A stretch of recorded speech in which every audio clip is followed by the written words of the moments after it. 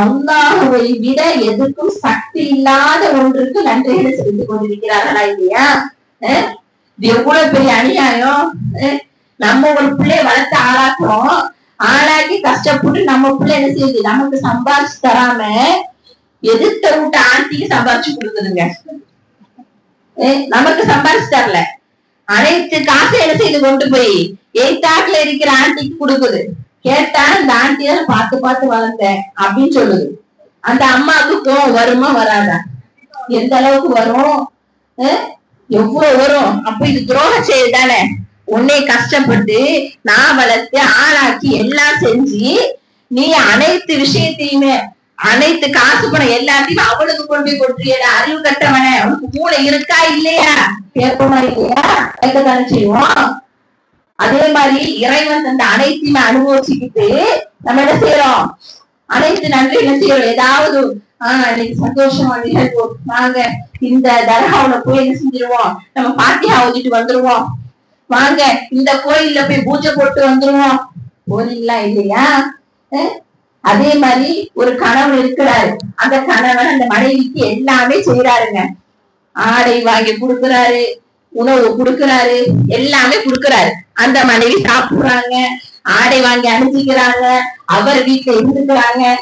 கணவரை நல்ல முறையில வேலைக்கு அனுப்பி விட்டுட்டு வேற ஒரு நபரை அழைக்கிறாங்க. கணவர்கிட்ட எல்லாத்தையும் அனுபவிச்சுக்கிட்டு வேற எவனையாவது கூட்டிட்டு வந்து அவன்கிட்ட கணவன்கிட்ட இருக்கிற மாதிரி இருந்தன்னு சொன்னா, அந்த கணவன் அதை பார்த்து விட்டார் என்று சொன்னால் உன்னை என்ன செய்வார்? என்ன செய்வான்? பார்த்த இடத்துல வெட்டி போடுவான். போடுவானா இல்லையா? யாருக்கு நீ என்னுடைய உழைப்புல சாப்பிடுற, என்னுடைய உழைப்புல உடுத்துற, என்னுடைய உழைப்புல எல்லாத்தையும் அனுபவிச்சுக்கிட்டு நீ எவனையோ கூட்டு வந்த மாதிரி இருக்கிறீடி. எனக்கு எவ்வளவு பெரிய துரோகம் இது. இந்த துரோகி எனக்கு வேணும்னா தேவையே கிடையாது. அவருக்கு கோபம் வந்து என்ன செய்வாங்க, கோபத்துல ஒண்ணுமே தெரியாது. இறைவன் இவ்வளவு பொறுமையான தெரியுமா? மனிதர்களோடு ஒப்பிடும் போது இறைவன் பார்த்து கொண்டு இருக்கும் போதே என்ன செய்யறோம், நன்றி கெட்டவர்களாக வாழ்ந்துட்டு இருக்கிறோம். அல்லாஹ் சொல்றான், கடல்ல நீங்க ஆபத்துல தத்தளிச்சுட்டு இருக்கிறீங்க, அந்த கடல்ல இருந்து உங்களை காப்பாற்றி உங்களை கரைக்கு சேர்த்த மாத்திரத்திலேயே நன்றி கெட்டவர்களாக மாறி போகிறீர்களே. கடல்ல வந்த உடனே மாரியாத்தாதான் நீ காப்பாத்துனா, இவர் தான் என்னை காப்பாத்தினாரு, அந்த நாகூர் தர்கா ஆண்டவர் தான் என்னை காப்பாத்தினாரு. போட ஒரு பாத்தியாக சொல்றாங்களா இல்லையா? போட ஒரு பூஜைய. நான் எப்படி தெரியுமா, இந்த தாலிய வச்சுக்கிட்டே மோந்து பார்த்து கடவுள்கிட்ட கும்பிட்டுட்டு இருந்தேங்க. இந்த கருமாரி ஆத்தாய்க்கு, இந்த கருமாரி அம்மா என்னை காப்பாத்திட்டா அப்படின்னு சொல்லுவாங்க. அல்லாஹ் சொல்றான், இந்த கடல்ல தத்தளித்து கொண்டு இருக்கும் பொழுது அல்லாஹ்னா யாருங்க? அல்லாஹ்னா ஒரு கடவுள் நினைச்சிட்டு இருக்கோம். அல்லாஹ்னா யாரு? அவன் இறைவன், அவன் தான் இறைவன். இறைவனுக்கான அத்துணை தகுதியுடையவன் தான் இறைவன், காடு. அந்த காடு சொல்றான், எப்படி உன்னை நான் காப்பாற்றி கரைக்கு அனுப்பிய மாத்திரத்திலேயே என்ன செய்யற, ஏதோ ஒரு சிலையை போய் கும்பிடுறியடா. கொஞ்சம் கூட தகுதி இல்லாம, கொஞ்சம் கூட, அதாவது சொல்லுவாங்க இல்லையா, பொண்டாட்டி கீயா இருந்தாலே குரங்காரனா வப்பாட்டியா வச்சுக்குவான்னு சொல்லுவாங்க. வப்பாட்டி குரங்கு மாதிரி இருப்பாளாம், மனைவி கிளி மாதிரி இருக்கிறானா, வப்பாட்டி குரங்கு மாதிரி எப்படியாவது வச்சுக்கிறேன், இப்படி வச்சுக்கிறாங்களா அப்படின்பாங்க. அந்த மாதிரிதான் இருக்குதுங்க. இறைவன் மிகப்பெரியவன். இறைவனை விட்டு விட்டு இறைவனுக்கு தகுதியே இல்லாத ஒண்ணு நிறைய இடங்களில் சொல்லி இருக்கிறனா. ஒரு பிரைம் மினிஸ்டர் வர்றாரு, ஒரு முதலமைச்சர் வர்றாரு, ஒரு எம்எல்ஏ வர்றாருன்னு சொன்னா அந்த எம்எல்ஏவையும் முதலமைச்சரையும் பிரைம் மினிஸ்டரையும் கண்ணியப்படுத்துவதற்காக அவருக்கு பக்கத்துல ஒரு சேரை போட்டு குடிகாரர் அமர்த்துவோமா? இந்த வள்ளலார் நகர்ல இருக்கிற ஒரு மாபெரும் பிச்சைக்காரன் அழைச்சிக்கிட்டு வந்து முக ஸ்டாலின் பக்கத்துல உட்கார வைப்போமா? முடியாதுல்ல. குடிச்சுக்கிட்ட தள்ளாடி தள்ளாடி ஒருத்தவன் போறான், போய் வாங்க வாங்க வாங்க மோடி சார் கிட்ட உட்காருங்க சொல்லுவோமா? இதெல்லாம் கண்ணியப்படுத்துறதா அவமானப்படுத்துறதா? அவமானப்படுத்துறது. இவங்களும் மனிதர்கள், அவங்களும் மனிதர்கள். நல்லா சொல்றான், எனக்கும் அதற்கும் ஏன் எடுத்து வச்சாலும் எதற்குமே தகுதி இல்லை. ஒரு சிலைய வணங்குற, அந்த கல்ல நீனே செய்யற, அந்த கல்லை நீனே செஞ்சு நீனே கடவுளா வச்சுக்கிறிய. கடவுளுக்கு எனக்கு தகுதி, எனக்கு ஏற்றவங்க அவங்க எல்லாம் எனக்கு ஈக்குவலா நீ நன்றி செலுத்துறிய. அப்படி துரோகமா இல்லையா? கணவன் மனைவி ஒரு கணவனுக்கு செய்வதை விட, பிள்ளை ஒரு தாய் தந்தைக்கு செய்வதை விட மிகப்பெரிய பச்சை துரோகம் இறைவனை விட்டு விட்டு நன்றிகளை வேறொரு விஷயத்திற்கு செலுத்துவது மிகப்பெரிய பச்சை துரோகமாக இருக்கிறது. அப்ப இவங்களை அல்லாஹ் தண்டிப்பான மாட்டானா? அல்லாஹ் கடைசி வரை பார்க்கிறான், மரணம் வரும் வரைக்கும் பார்க்கிறான், அவகாசத்தை கொடுக்கிறான். நாளைக்கு திருந்திருவான், நாளை மறுநாள் திருந்திருவான், என்னை ஏற்றுக்கொள்வான், இறைவன் அல்லாஹ் தான் என்று ஏற்றுக்கொள்வான் பார்க்கிறான். கடைசியில் ஏற்றுக்கிறதுன்னு சொன்னா அப்பதான் அல்லாஹ் என்ன செய்யறான்? பிடியை கடுமையாக பிடிக்கின்றான். யாரும் என்ன செய்ய காப்பாற்ற முடியாது. அல்லாஹ் நீதியாளன். அல்லாஹ் தண்டிப்பதற்கு நீதியாகத்தான் அல்லாஹ் தண்டிப்பான். அப்போ மனிதர்கள் நன்றி கெட்டவர்களாக மாறுவது இவ்வாறு. மனிதர்கள் நன்றி உண்டவர்களாக மாறும்போது சுப்ஹானல்லாஹ், அல்லாஹ் எப்படியும் அவர்களை கண்ணியப்படுத்துவான். ரப்புல் ஆலமீன் அவருடைய உயிரை அல்லாஹ் எடுப்பதாக இருந்தால் நபிகள் சொல்றாங்க, சில தயக்கம் காட்டுவானா. நல்லடியாருடைய ரூஹ் எடுப்பதற்கு எப்படி தயக்கம்? கரெக்டா என்னுடைய அடியான் ஈமான் கொண்டவன், எனக்கு கட்டுப்பட்டு நடந்தவன், இது அல்லாஹ்க்கு பிடிக்குமா, இது அல்லாஹ்க்கு பிடிக்குமா, பிடிக்காதா, வேண்டாம் ஒதுக்கியவன், இந்த காரியம் அல்லாஹ்க்கு பிடிக்குமா செய் என்று அந்த காரியத்தை செய்தவன், முழுக்க முழுக்க எனக்கு கட்டுப்பட்டு நடந்தவன், அல்லாஹ்விற்காக பிறரை நேசித்தவன், அல்லாஹ்விற்காக பிறரை வெறுத்தவன். இப்படி கட்டுப்பட்டவனுடைய அடியானுடைய ரூஹை அல்லாஹ் எடுக்கின்றான். சுப்ஹானல்லாஹ், அவ்வளவு அருமையா ரப்புல் ஆலமீன் எடுக்கின்றான். அல்லாஹ் சில தயக்கத்தை காட்டுகின்றானா.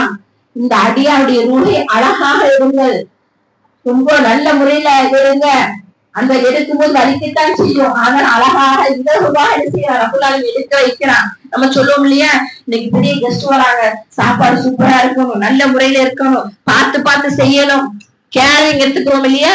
அந்த கேரிங் இறைவன் நல்லடியாருடைய ரூஹை எடுக்கும் போது எடுக்கிறான். கேரிங்கா இருக்கிறான் ரப்புல் ஆலமீன்.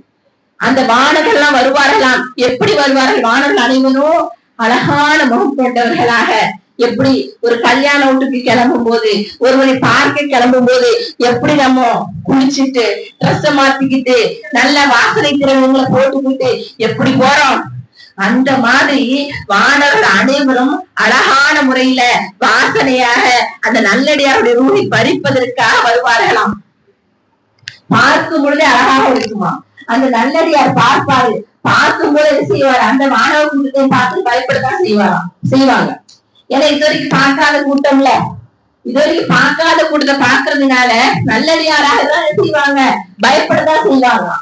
அப்ப அப்படி பயப்படும் போது அவர்கள் அந்த மாணவர்கள் கூறுவார்களாம், இன்னல்லதீன காலு ரப்புனல்லாஹ், யார் அல்லாஹ் ஒருவன் என்று கூறி, பிறகு அதில் என்னுடைய இரட்சகன் அல்லாஹ் தான் என்று கூறி, பிறகு அதிலேயே சும்மஸ்தகாமோ நிலைத்து நின்றார்களோ, அந்த அல்லாஹுடைய பாதையை யார் மரணம் வரும் வரைக்கும் நிலைத்து நின்றார்களோ, அலைஹிமுல் மலாயிகா, வானவர்கள் அனைவரும் அவரிடத்திலே இறங்கி கூறுவார்கள், அல்லா தஹாஃபு, நீங்கள் பயப்படாதீர்கள், எங்களை கண்டு அலா தஹாஃபு, நீங்கள் பயப்படாதீர்கள், வலா தஹ்சனு, நீங்கள் கவலை கொள்ளாதீர்கள், வபஷிரு பில் ஜன்னத்தில்லதி குன்தும் துஆதுன், வாக்களிக்கப்பட்ட ஜன்னா, அந்த சுவர்க்கம் உங்களுக்கு இருக்கின்றது, நீங்கள் நற்செய்தியா பெற்றுக் கொள்ளுங்கள் என்று சொல்லுவாங்க.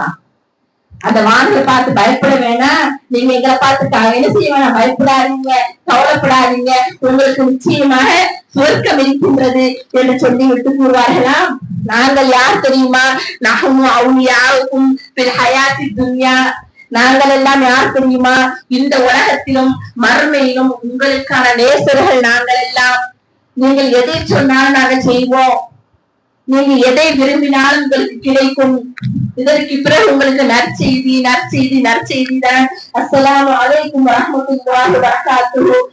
இறைவனுடைய சாந்தியும் சமாதானமும் இன்றைய பொழுதிலிருந்து உங்களுக்கு இறங்கிக் கொண்டே இருக்கும்.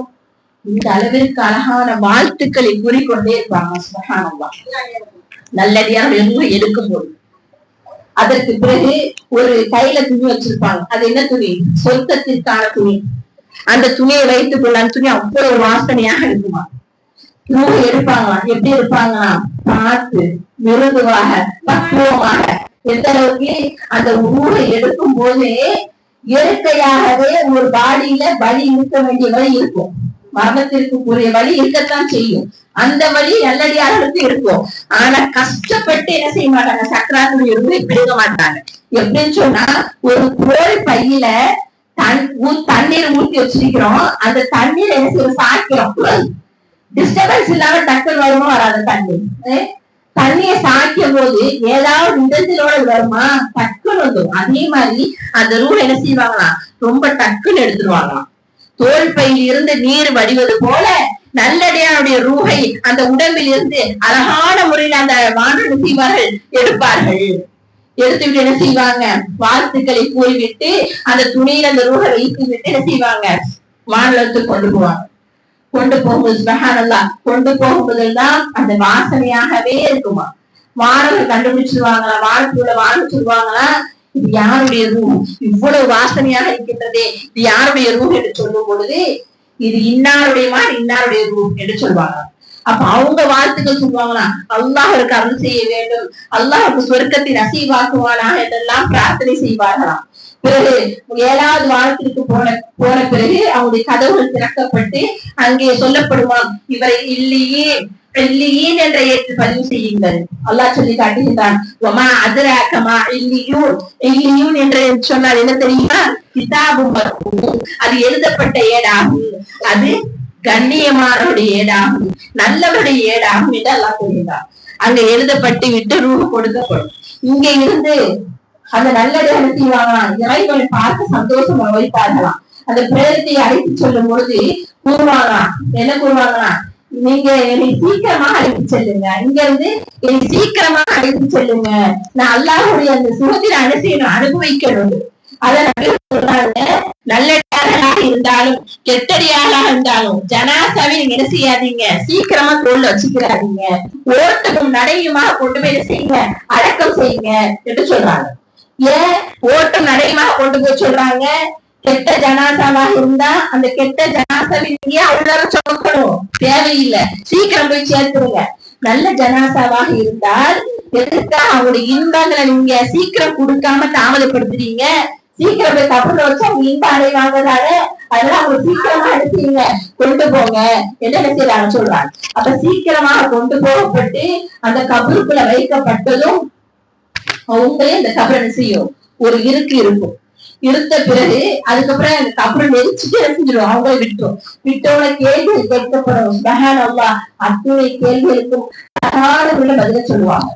கபர்ல கேட்கப்படக்கூடிய கேள்வி என்ன, நம்ம மனப்பாடம் பண்ணிட்டு போனாலும் அங்க பதில் சொல்ல முடியாது. இங்க வாழ்ந்துட்டு போனா என்ன செய்ய முடியும், அங்கே பதில் சொல்ல முடியும். ரப்பி அல்லாஹ், உன்னுடைய இறைவன் யார் என்று கேட்டா ரப்பி அல்லாஹ் யார் சொல்லுவா, மனப்பாடம் பண்ண சொல்ல மாட்டான். அல்லாஹ்தான் இறைவன் என்று எவன் வாழ்ந்தானோ அவன் தான் சொல்லுவான். உன்னுடைய மார்க்கம் என்ன, இஸ்லாம், மனப்பாடம் பண்ண சொல்ல மாட்டான். இஸ்லாமியனாக வாழ்ந்தவன் மட்டும்தான் என்ன செய்வான், அங்கே என்னுடைய மார்க்கம் இஸ்லாம் என்று சொல்லுவான். அதே மாதிரி யார் இவர் என்று முகமது நபியை பார்த்து கேட்கும் பொழுது கூறுவான், முகமதுடைய வழியில் எவன் வாழ்ந்தானோ அவன் தான் கூறுவான், இவர் எங்களுடைய தூதர், எங்களுடைய வழிகாட்டி முகமது ஸல்லல்லாஹு அலைஹி வஸல்லம் அவர்கள் என்று அவர்தான் கூறுவார். இதை கேட்டதுமே அல்லாஹு தஆலா என்னுடைய அடியானுக்கு அந்த அவர் உண்மையை சொல்லிவிட்டார், அவருக்கு சொர்க்கத்துடைய வாசலை திறந்து வையுங்கள், சொர்க்கத்துடைய காட்சியை திறந்து வையுங்கள் என்று கூறுவார்கள். உனக்கு நற்செய்தி ஒருவேளை நீ சொல்லியிருக்காவிட்டால் நீ போகக்கூடிய மெதுவாக இருக்கும் என்று ரகத்தில் காட்டப்படுமா. ஆனா நீ இதற்கு நீ போக மாட்ட, நீ போகக்கூடிய இடம் தெரியுமா, இந்த சோழம் தான். நீ என்ன செய்ய, இனிமே உனக்கு வாழ்த்துக்கள் தான், உனக்கு சந்தோஷம் தான், நீ நிம்மதியா இருந்துப்பா என்று சொன்ன உடனே அந்த அடியான் இந்த உலகத்திற்கு வர ஆசைப்படுவானா. யாரு? சொர்க்கவாசி.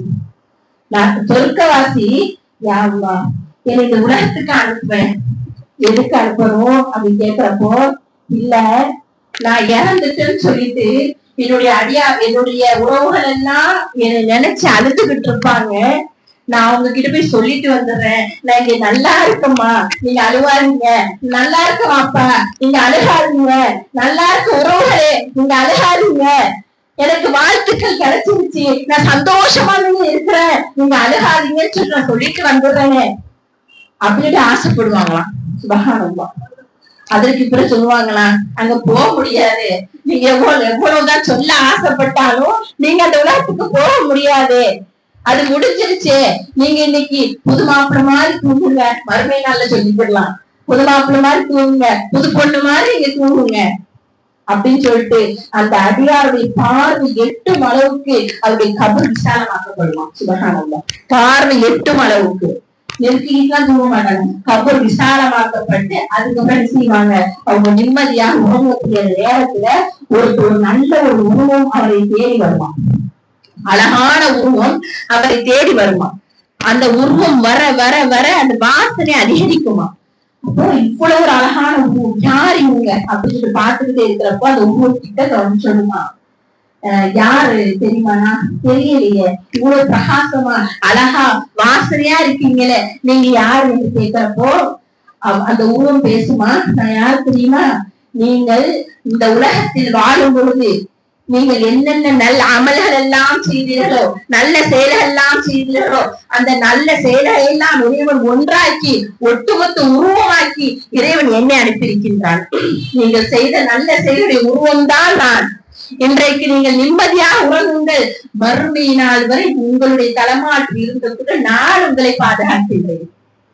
நம்ம கூட வர்றது யாரு, உமா இல்ல, பாப்பா இல்ல, பிள்ளைகள் இல்ல, கணவன் இல்லை, எந்த உறவும் கிடையாது. எவ்வளவுதான் பாசம் நேசமாக இருந்தாலும் அனைத்தும் மண், அந்த கபரோட முடிஞ்சிருச்சு. இந்த உமாவை போட்டு பொதிக்கிறீங்களே, என்னைய சேர்த்து பொதிங்கன்னு சொல்லுவாங்களா, என் கணவனை போட்டு பொதிக்கிறீங்களே, என்னைய சேர்த்து பொதிங்கன்னு சொல்லுவாங்களா, மாட்டாங்க.